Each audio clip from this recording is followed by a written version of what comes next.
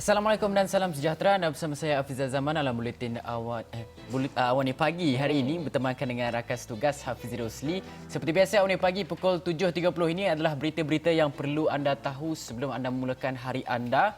Untuk hari ini yang mana kita akan bawakan mengenai perkembangan kes COVID-19 di seluruh dunia dan kemudian kita akan pergi kepada cerita dalam negara berkaitan dengan elektrik. Kita tahu ramai orang bertanyakan mengenai bil-bil elektrik yang sedang meningkat tinggi, ada isunya, dan kemudian kita akan pergi kepada PRK Chini di mana hari ini merupakan hari penamaan calon dan kita akan pergi pula kepada cerita politik tanah air negara.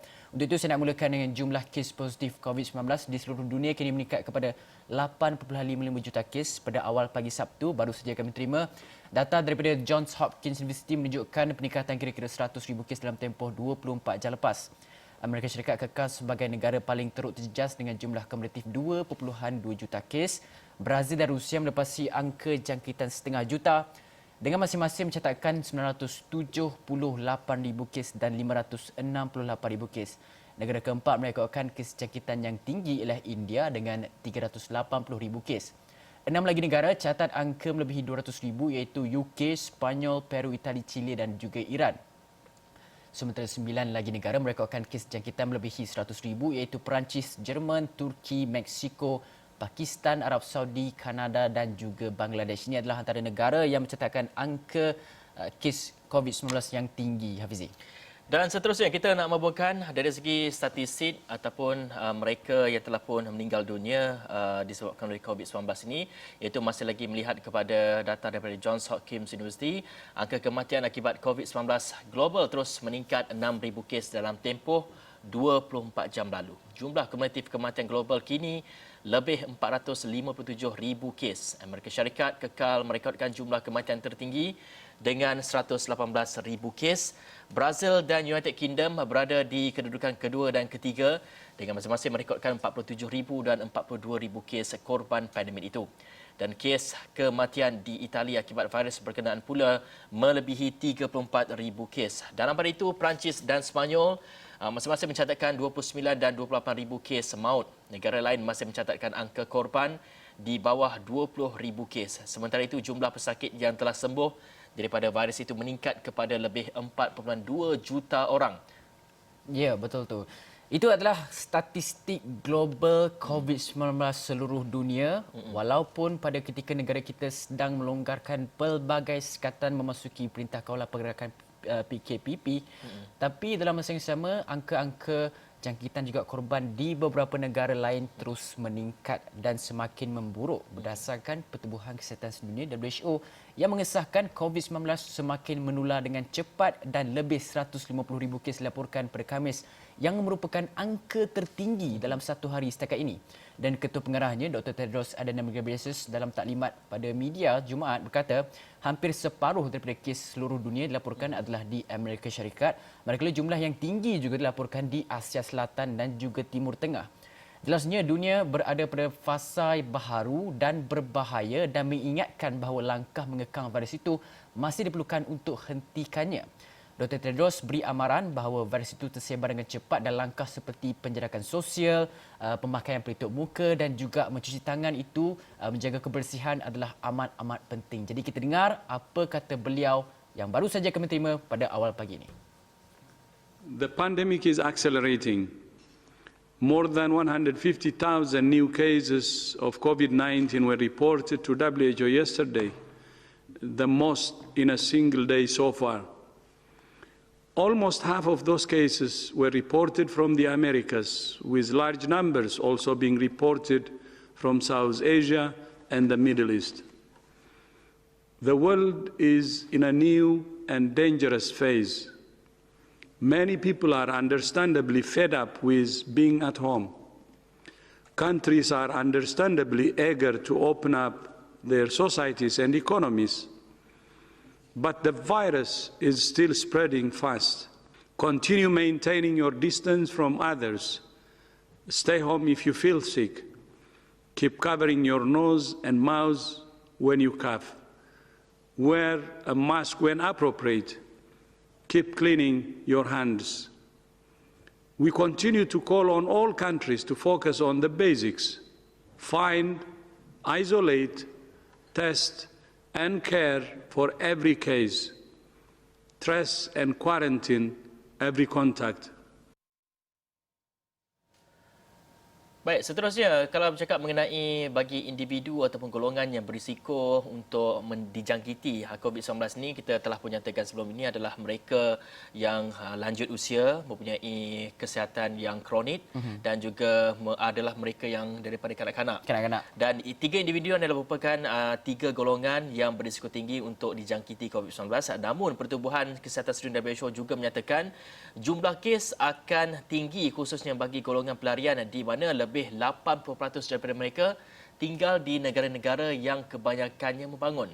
Dan menurut Ketua Pengarah WHO Dr. Tedros Adhanom Ghebreyesus, semua negara mempunyai kewajipan bersama untuk melakukan sebaik mungkin bagi mencegah, mengesan dan bertindak balas terhadap COVID-19 yang dikesan dalam kalangan pelarian. Dan Fizi, kalau kita lihat kepada situasi mereka ataupun mereka yang daripada golongan pelarian ini, mereka boleh dikatakan hidup dalam keadaan yang mungkin serba kekurangan dari segi kesihatan mereka dan sebagainya, dari segi tempat tinggal mereka yang berhimpit dan sebagainya. Ini sekaligus akan menambahkan lagi risiko untuk mereka dijangkiti disebabkan tiadanya penjarakan sosial dan sebagainya. Dan kita nak dengarkan apa yang dikatakan oleh Dr. Tedros Adhanom Ghebreyesus ini. WHO is deeply concerned about the very real and present danger of widespread transmission of COVID-19 in refugee camps. Beyond the health threat posed by the virus, COVID-19 is also exposing many refugees to even more severe hardship. A report published today by the International Red Cross and Red Crescent movement shows that about 70% of refugees surveyed in Turkey reported having lost their jobs since the start of the pandemic. We have a shared duty to do everything we can to prevent, detect and respond to transmission of COVID-19 among refugee populations. Okey, isu mengenai pelarian, WHO menyatakan bahawa seluruh negara dunia ini perlu fokus dan juga untuk mengurangkan jangkitan di dalam golongan pelarian itu adalah satu perkara yang perlu dibuat bersama-sama. Tapi dalam masa yang sama juga negara kita, contoh kita ambil pendekatan yang lebih drastik, yang mana kalau kita lihat ramai pelarian kalau mereka datang daripada negara-negara yang bergolak, yang dibuang negara, contoh macam Rohingya, negara-negara bergolak seperti pelarian daripada Syria, Palestin dan sebagainya, itu kita bolehlah macam ada hubungan yang baik dengan mereka dan mereka pun ada komuniti mereka sendiri di sini. Tapi bagi golongan parti ataupun pendatang tanpa izin yang menjadi isu yang hangat di Malaysia ini, kita perlu melaksanakan tindakan yang agak keras sejak daripada PKP dilaksanakan. Sekiranya berlaku PKPD itu, kita ambil kira kebanyakan kawasan telah pun diserbu ataupun operasi oleh immigration itu membuatkan parti-parti ini mereka dapat ditangkap, dapat ditahan dan kita dapat kenal pasti begitu ramai sekali parti dalam sesebuah bangunan. Contoh dalam satu bangunan kapasitinya lebih kurang dalam 5,000 macam tu, tapi kapasitinya lebih daripada itu. Dikabarkan lebih daripada 8,000 contoh di bangunan-bangunan yang diduduki oleh mereka, di tempat-tempat yang sememangnya golongan ini ada dan dalam keadaan hidup dalam keadaan sempit dan sedemikianlah yang menyebabkan kes penularan daripada parti ini meningkat dengan mendadak sekali. Tapi apapun, langkah yang diambil oleh kerajaan adalah untuk memastikan bahawa tiada parti yang dibenarkan datang ke negara ini secara haram. Betul. Itu adalah tindakan tegas oleh kerajaan. Saya lihat beberapa fasa yang dilakukan oleh kerajaan, contoh pada PKP mereka mengambil pendekatan yang keras untuk tangkap parti ketika PKPD itu, dan sekarang ini mereka mengetatkan lagi sempadan, kuatkan lagi sempadan kerana hari-hari saya lihat laporan banyak dia katakan daripada dilakukan oleh operasi immigration dengan agensi-agensi lain bekerjasama memastikan sempadan negara kita tidak bolos kepada parti ini. Kerana apa? Kerana jika parti datang, sekarang negara kita dah capai angka pengangguran yang agak tinggi dan ini adalah masa untuk kita kurangkan banyak-banyak parti yang datang untuk kita bagi rakyat tempatan, warga kita sendiri bekerja dalam sektor-sektor yang sebelum ini dimonopoli oleh warga asing itu sendiri. Hafizi, itu adalah cerita berkait Mengenai rapatlah parti dengan lah. parti. Walaupun kita saranan kita WHO kepada pelarian untuk kita jaga sama-sama lah. Tapi dalam masa yang sama kita tak lupa juga kepada rakyat kita. Okey, dalam masa yang sama Hafizi ada cerita daripada China mengenai vaksin. Apa cerita Hafizi? Betul, dan China telah meluluskan 5 vaksin COVID-19 untuk ujian klinikal dan tiga daripadanya telah pun menyelesaikan ujian klinikal fasa kedua. Dan Kementerian Sains dan Teknologi dan Suruhanjaya Kesihatan Nasional China telah mengumumkan perkara itu bersama pada Jumaat, dan pasukan penyelidik dan juga pembangunan vaksin telah ditugaskan dengan 12 penugasan dalam 5 laluan teknikal vaksin yang tidak aktif, iaitu gabungan vaksin Subunit, vaksin vektor adenovirus, vaksin vektor virus influenza yang dilemahkan dan vaksin asid nukleik.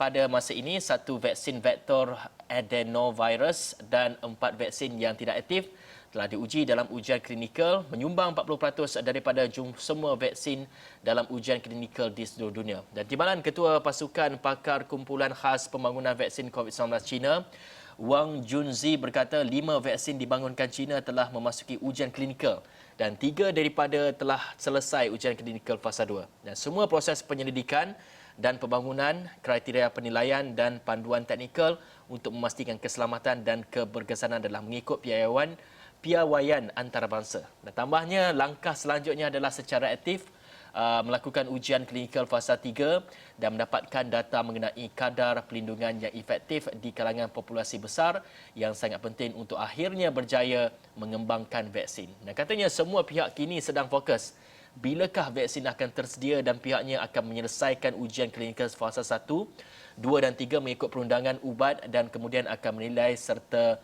meluluskan vaksin dengan ketat sebelum memasarkannya, Fizi. Ya, kita dengar apa kata doktor ini. 大家都关心什么时候疫苗才能用上。我们严格按照药品管理法的规定，要完成疫苗的1期、2期、3期临床试验，然后最终通过严格的审批上市。那么另一线呢，就是我们根据疫情的严重程度，按照我国疫苗法第20条的规定，出现特别重大公共卫生事件的时候，那么我们可以启动疫苗的紧急使用。 Okey, itu adalah cerita mengenai vaksin di China. Kita tahu pembangunan vaksin di seluruh dunia dikabarkan lebih daripada 100 pakar daripada seluruh dunia di China, di UK sendiri. Oxford University telah pun mendapat satu rawatan menggunakan steroid yang mana saya lupa nama dia apa, tapi adalah rawatan ini adalah rawatan yang pertama dijumpai untuk kepada pesakit yang parah akibat COVID-19 yang terpaksa menggunakan mesin ventilator dan juga alat pernafasan. Rawatan ini berkesan untuk mereka, tapi untuk mereka yang bergejala tak dapat banyak kesan sangatlah dalam penggunaan rawatan tersebut. Dan vaksin sekarang ini lebih daripada 100 di seluruh dunia dan kebanyakannya telah pun sampai pada fasa klinikal dan China telah pun habis 3 daripada pembangunan vaksinnya telah pun habis penggunaan fasa klinikal dan akan ke fasa yang ketiga sebelum boleh dipasarkan. Tapi dalam masa yang sama Amerika Syarikat juga saya dengar laporan ada yang telah pun order daripada UK vaksin-vaksin dan sekarang ini pembangunan vaksin diharapkan dalam masa yang sama akan dapat kita dapati seawal tahun depan dan ramai pakar menyatakan bahawa kemungkinan besar awal tahun depan ataupun pertengahan tahun depan. Kita Malaysia bergantung harap kepada hubungan diplomatik antara negara-negara pembuat vaksin ini supaya kita akan menjadi negara terawal untuk mendapatkan vaksin tersebut. Okey, baiklah, dalam masa yang sama kita nak bawakan lagi banyak perkembangan di kolam renang. Dah dibenarkan PC mengenai bil elektrik yang melambung-lambung sekarang ini dan juga perkembangan politik tanah air. Tapi anda kena nantikan dahulu, kita nak rehat dulu seketika, kita bagi Hafizi rehat.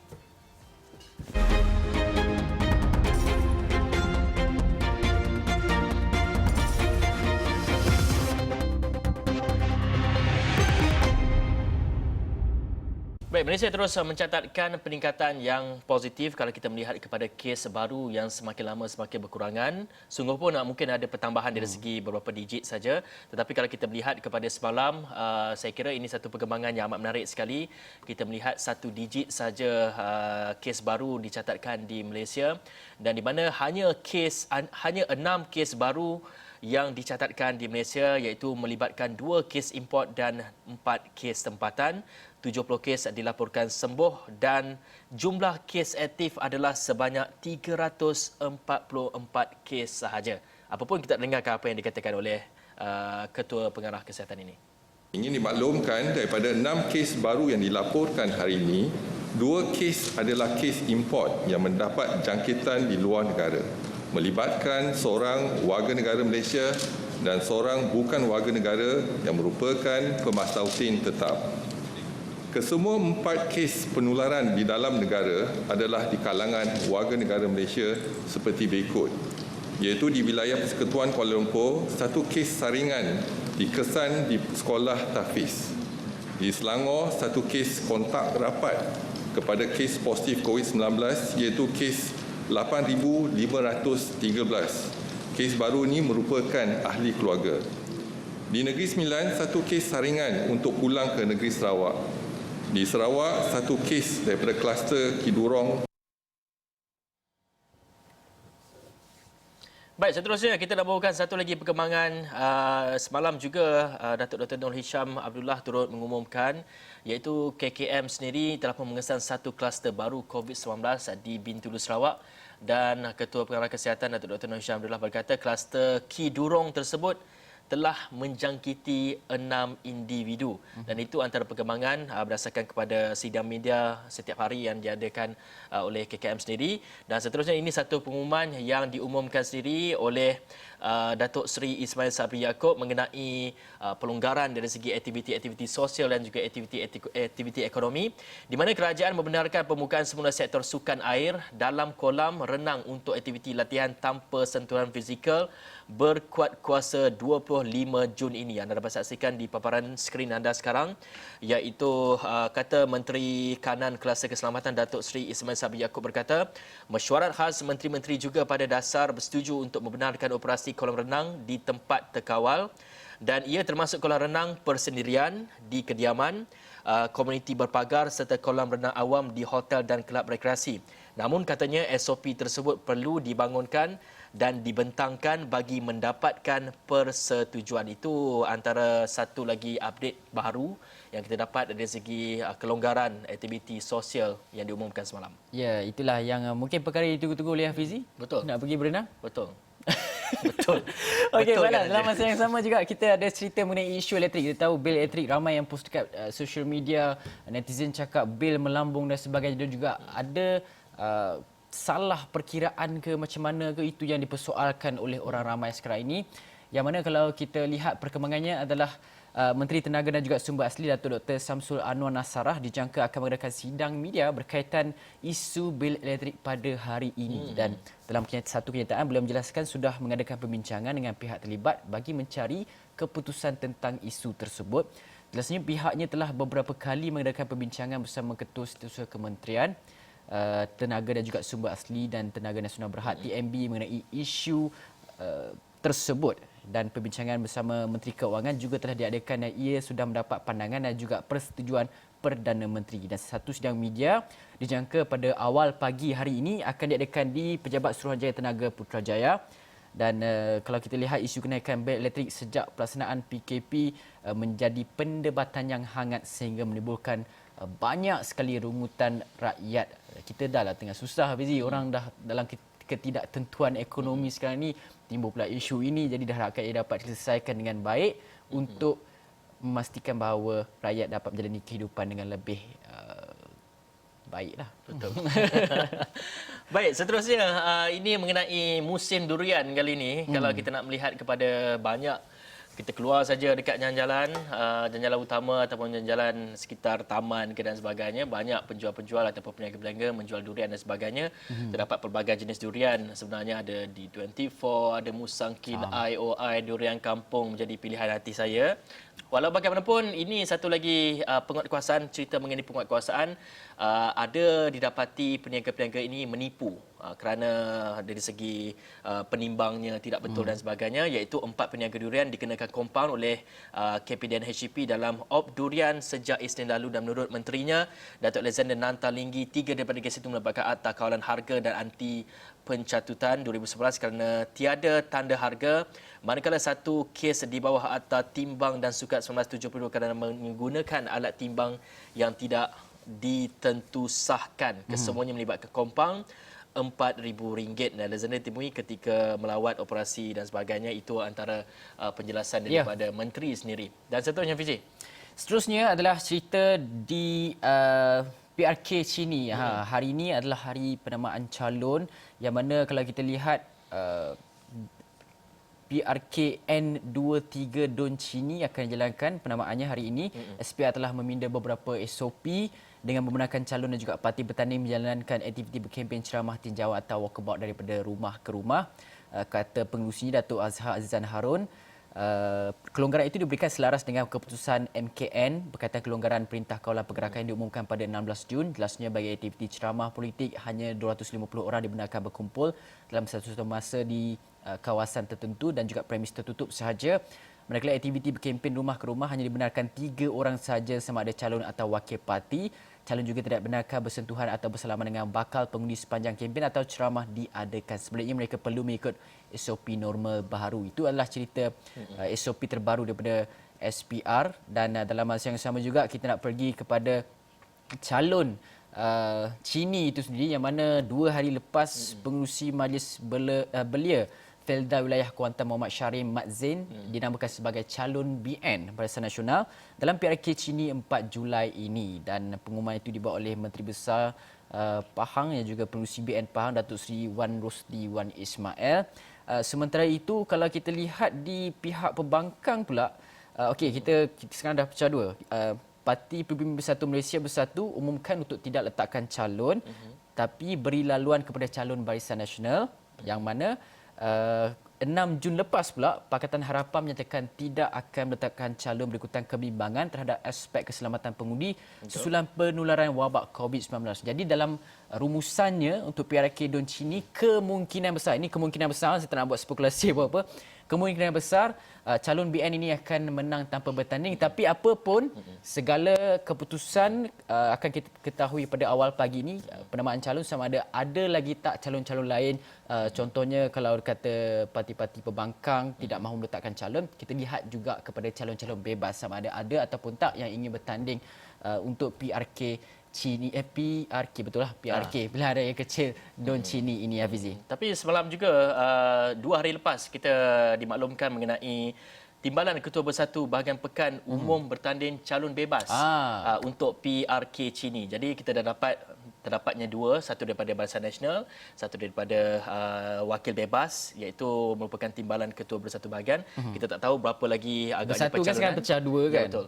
Berapa lagi pencalonan yang akan dicalonkan pada hari ini. Apapun kita menunggu sekitar jam 11 pagi akan diumumkan oleh SPR sendiri bagaimana agaknya dari segi pencalonan, siapa yang layak bertanding dan sebagainya. Sudah pasti akan melalui proses-proses terlebih dahulu dari segi semakan, sama ada insolvensi, terdapat insolvensi dan sebagainya. Itu akan dinyatakan sendiri oleh wartawan kami Faris Azman dari masa ke semasa. Dan seterusnya apa perkembangan yang kita nak bawakan, Fizi? Okey, perkembangannya adalah politik tanah air. Pakatan Harapan Majlis Pimpinan Pusat PKR tolak cadangan calonkan Tun Dr. Muhammad sebagai Perdana Menteri. Sebaliknya PKR buat keputusan kekal dengan konsensus PH calonkan Datuk Seri Anwar Ibrahim sebagai Perdana Menteri. MPP PKR adakan mesyuarat khas pada Jumaat bersama semalam ahli parlimen parti itu bagi bincang kemelut memilih calon Perdana Menteri sekiranya PH kembali mentadbir negara. Dan dalam masa yang sama PKR tetap terbuka untuk bincang dengan semua pihak termasuk Tun Dr. Muhammad sendiri demi usaha menyelamatkan Malaysia dan juga mengembalikan mandat rakyat ke tempatnya. PKR juga tegaskan pihaknya komited untuk mengukuhkan Pakatan Harapan dan meneruskan usaha menggambling tenaga dari semua pihak yang sefahaman untuk mengembalikan mandat rakyat di tempat dalam masa yang sama. Itu adalah cerita di kem PKR. Tapi kita nak lihat juga cerita di kem DAP dan juga Amanah. Saya ada ceritanya, Hafizi.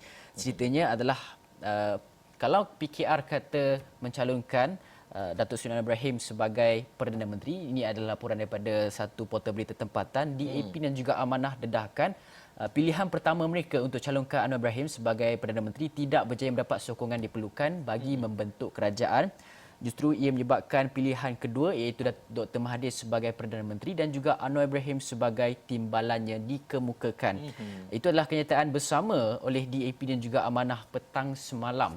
Jadi kemelut siapa Perdana Menteri sekiranya PH menjadi kerajaan masih lagi tidak dapat diselesaikan dengan cara, mungkin ada perbincangan dalam yang dilakukan oleh dalam Pakatan Harapan itu sendiri, tapi ia masih lagi tidak mencapai kata sepakat antara sesama parti apabila melibatkan juga parti warisan yang di Sabah yang dikatakan lebih cenderung menyokong ke arah Tun Dr. Mahathir Mohamad sebagai Perdana Menteri. Okey, baiklah. Apapun perkembangan politik tanah air negara sudah pasti hangat dan kami akan bawakan cerita ini mengenainya pada awal-awal pagi dan juga buletin-buletin awal ini seterusnya dan juga di astroawni.com untuk anda saksikan. Sekian daripada saya, Hafizal Zaman. Saya Hafizul Rosli. Assalamualaikum warahmatullahi wabarakatuh.